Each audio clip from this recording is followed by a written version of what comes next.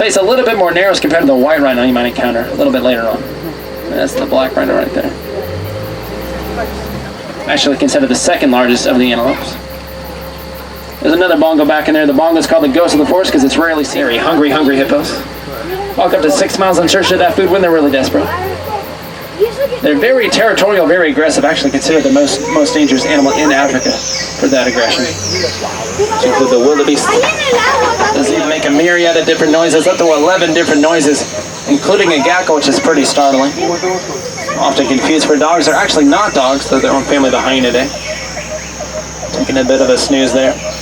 They start to wake up a little bit more as the night goes on. There they are, stirring a little bit. But they're still very big respective to other antelopes. And I see this large herd out here as well. That's the white-bearded wildebeest, one of the most densely populated herds in Africa. They go up to about 5 days without water. It's important that they be highly independent of water when they go those large journeys where a drink isn't necessarily granted.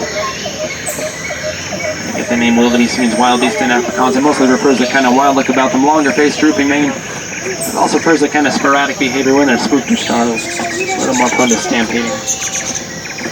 These are termite mounds, these large projections out of the earth. Springbok over there. Official animal of South Africa. It's their national rugby team's namesake as well. To exchange heat with the environment to cool off their bodies. Also called the Watusi cattle for the people that first domesticated them. They are domestic cattle.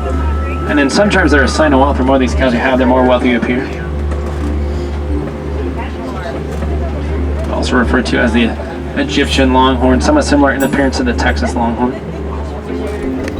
He's tend to break away from the rest of the herd and kind of do their own thing, so he might look a little lonely over there by himself, but he's doing just fine. Keep my eyes on the left side as well. Sometimes you're able to see some movement amongst these trees on the left. There's about 6 months old or so.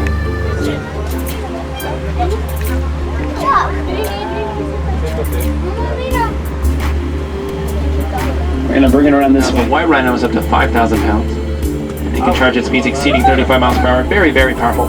Fortunately, the white rhino is subject to a lot of poaching. Actually, hundreds of thousands of those white accelerators.